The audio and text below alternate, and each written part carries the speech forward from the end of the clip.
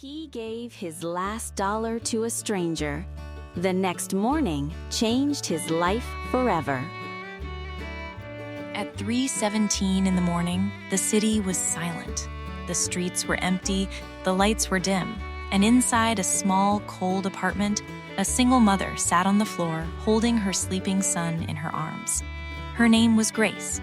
The refrigerator behind her was empty, not a single piece of food. No milk, no bread, no leftovers. She hadn't eaten all day, so her son could have the last bowl of soup. Now, even that was gone. Bills covered the table. Rent notices, medical papers, past due warnings. Grace felt trapped. Her husband had died in an accident 2 years ago. Since then, life had been a constant battle. 2 jobs, endless exhaustion, and still it was never enough. That night, her strength finally broke. Tears rolled silently down her cheeks as she whispered, "Lord, I don't know how much longer I can do this. Please help me." Her son stirred in his sleep, murmuring, "Mom, I'm hungry." Those 2 words shattered her heart. She hugged him tightly and prayed again, "God, I trust you. Even now, I trust you."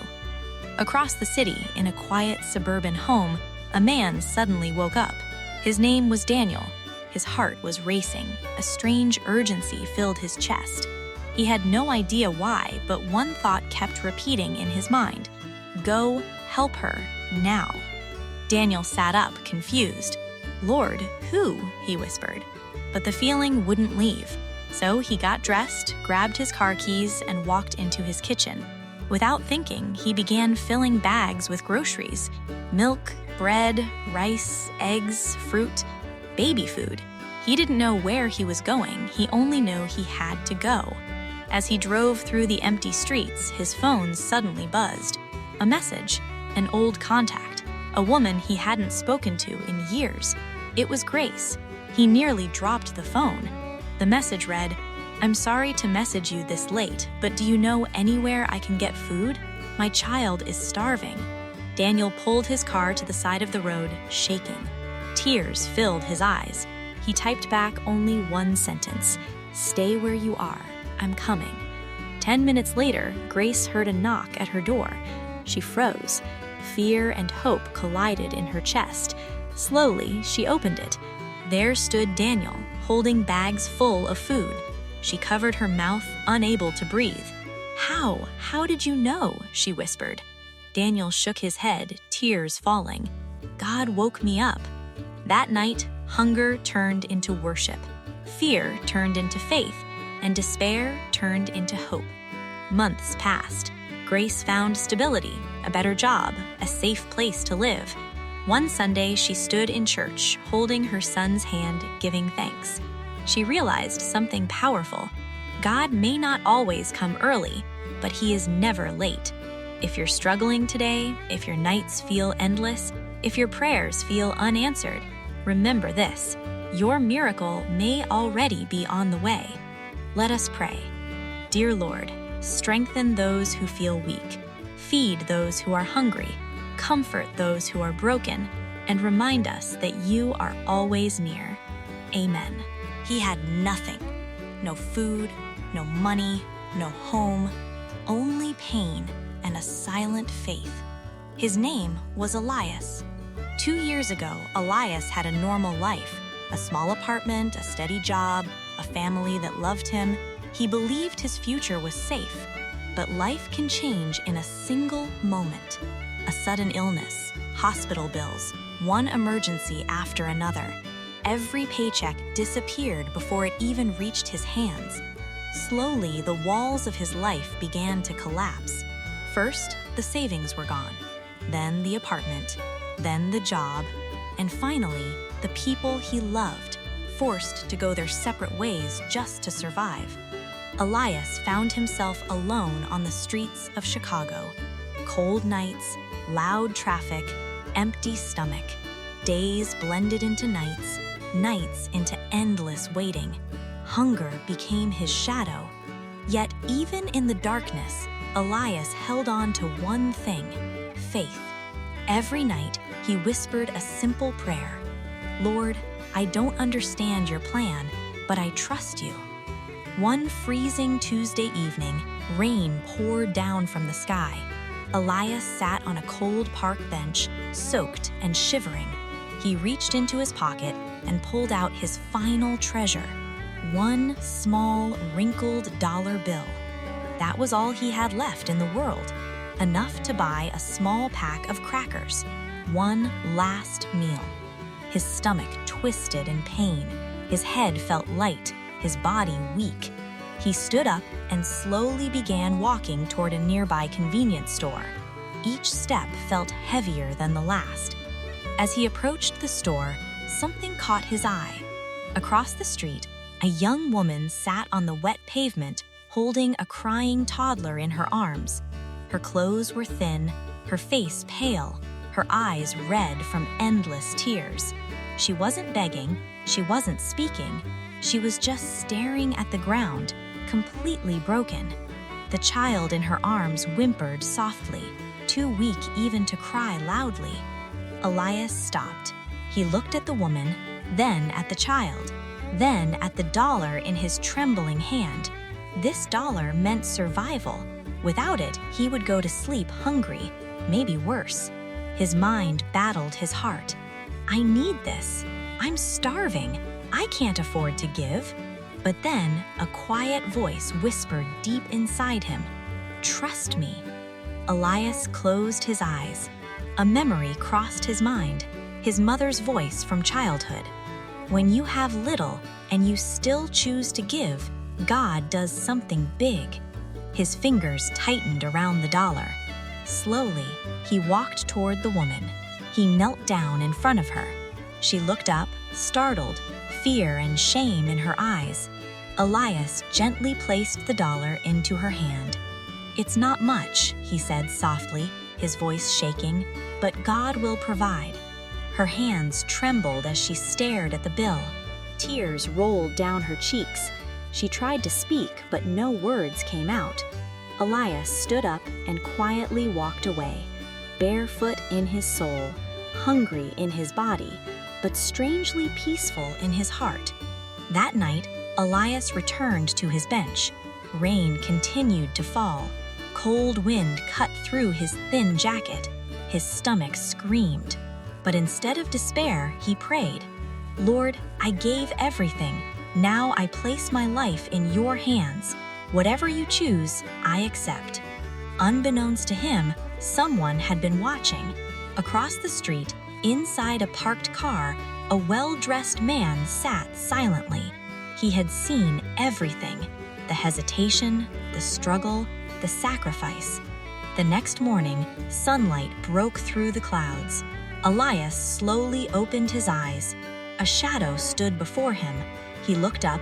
A man in a suit stood there, holding 2 cups of hot coffee and a bag of food. "Mind if I sit?" he asked. Elias nodded, confused. "I saw what you did last night," the man said calmly. "I own a warehouse nearby. I've been searching for someone honest, someone with character. I don't care about your resume. I care about your heart." Elias froze. "I want to offer you a job," the man continued, "and a small room at the back of the building, a place to stay." For a moment, Elias couldn't breathe. He thought he was dreaming. Tears filled his eyes. Months passed. Elias worked harder than he ever had before. He arrived early, stayed late, never complained. Slowly, life began to rebuild. He saved money, bought clean clothes, regained his strength. Hope returned. One Sunday morning, Elias decided to visit a small church. He wanted to say thank you. As soft music filled the room, he sat quietly in the back. Then he heard a familiar voice singing. His heart skipped. He looked up. There she was, the young woman from the street, clean, smiling, standing in the choir. In her arms, a healthy, glowing child. Their eyes met. She froze. Her hands covered her mouth. Tears flowed freely as she rushed toward him. "That dollar you gave me," she sobbed. "It bought milk for my baby that night. But more than that, it gave me hope. I didn't give up. I called my family. They found me the next morning. They brought me home." She held his hands tightly. "You saved us." At that moment, Elias felt a hand on his shoulder. He turned. The old man he once fed bread to stood behind him, now healthy and strong. Then another man stepped forward, the barefoot stranger, now dressed in a fine suit. They all stood together. Different stories, one miracle. Elias realized something powerful. That single dollar, that single choice, that single moment of faith had created a chain reaction of miracles. When you give your last, God gives his best. So if you're struggling today, if your nights feel endless, if your heart feels heavy, remember this: your pain is not the end. Your struggle is not your story. Your faith is your beginning. Let us pray. Dear Lord, give us hearts that trust you even when we have nothing. Teach us to give even when it hurts. Strengthen those who are tired. Feed those who are hungry. Comfort those who are broken. And remind us every day that miracles begin with faith. Amen. If you believe in miracles, type Amen in the comments. He had nothing. No food, no money, no home, just pain and faith. His name was Elias. For days, hunger followed him like a shadow. That night, all he had left was a small piece of bread and 2 tiny coins, his final hope to survive.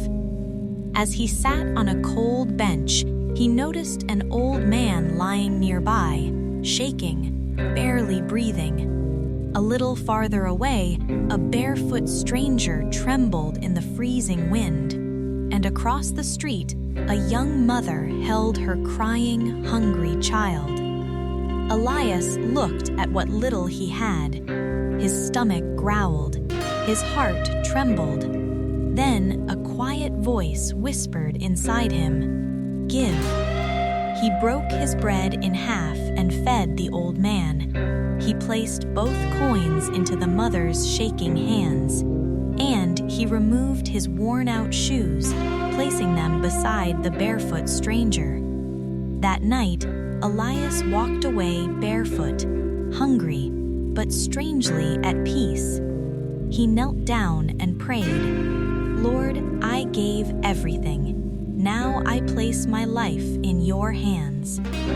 The next morning, something unbelievable happened. A well-dressed man approached him. "I saw what you did," he said.